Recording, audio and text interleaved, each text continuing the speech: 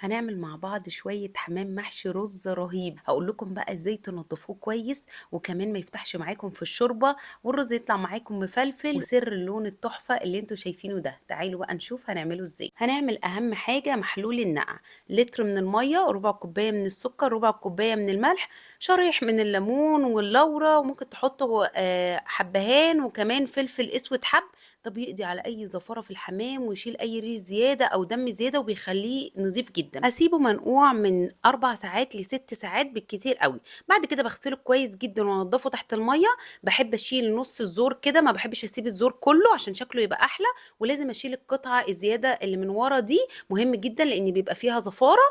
وبعد كده هبتدي اورق بقى الحمام بالراحه قوي بصوابعي كده ما بين الجلد واللحم كده علشان يتورق معايا خالص ويفصل بالشكل اللي انتوا شايفينه ده. هبتدي احط الجناحين بالشكل ده لورا كده، وكده الحمام بقى جاهز عندي. هجيب بصله متوسطه، معلقه صغيره من الملح، معلقه صغيره من الفلفل الاسود، واقلبهم مع بعض كويس جدا. وبعد كده انشف الحمام من اي ميه كويس قوي، واتبله بقى بالبصله دي واحشيه كده من جوه البطن، واحط ما بين الجلد واللحم. التتبيله دي بتفرق جدا في الحمام يا جماعه، لازم تعملوها. هسيبه بقى على جنب متبل لحد ما اجهز الخلطه. معلقه كبيره كده مليانه من السمنه، و4 معالق كبار من الزيت، و3 فصوص من المستكه. اول ما يسيحوا ويسخنوا كده مع بعض احط بصلتين متوسطين متقطعين صغير، معلقه صغيره من الملح والفلفل الاسود والبهارات، وهقلبهم مع بعض كويس جدا لحد ما البصل يدبل، بس مش عايزاه يغير لونه.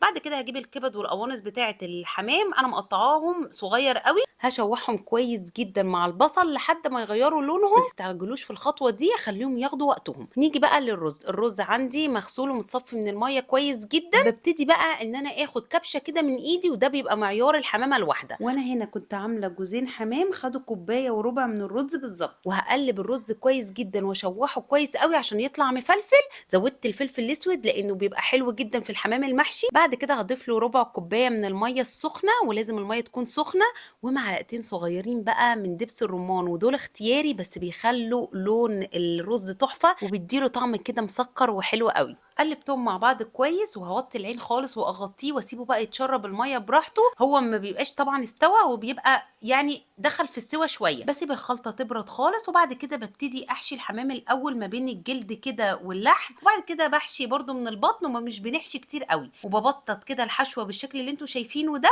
علشان اوصل الحشوه لحد الزور، وفي نفس الوقت اتاكد ان الحشوه مش كتيره قوي. وبعد كده اكتف الرجلين، بحط اول رجل وبعد كده التانيه كده تحتها. وانضف بقى الحمام من اي رز زياده علشان الشوربه بتاعتي تبقى صافيه كده وحلوه. واكتف بقى الجوانح لورا بالشكل ده، وكده الحمام بقى محشي وجاهز للسلق. عندي بقى حله فيها ميه مغليه، بحط فيها بصله متقطعه وجزره متقطعه وكمان طماطمايه كده متقطعه، ورق لورا وحبهان ومستكه وملح ومعلقه صغيره من الفلفل الاسود والبهارات. وهبتدي بقى احط الحمام على ظهره بالشكل ده علشان الظهر بيستحمل اكتر من البطن، ولازم الميه تكون مغليه كويس جدا علشان الحمام يقفل كده على بعضه من غير بقى مربطه ولا كتفه ولا اي حاجه. في الاول بيكون على نار عاليه، واول ما يغلي بالشكل ده بوطي النار بخليها تبقى متوسطه واغطيه، بس بوارب الغطا بالشكل ده، يعني مش بغطيه خالص علشان البخار ممكن يخليه يفرقع. ياخد من ساعه الا ربع ساعه بالكتير قوي وهيكون استوى عندكم. ما تخلوهوش اكتر من ساعه علشان برضو ما يفتحش منكم.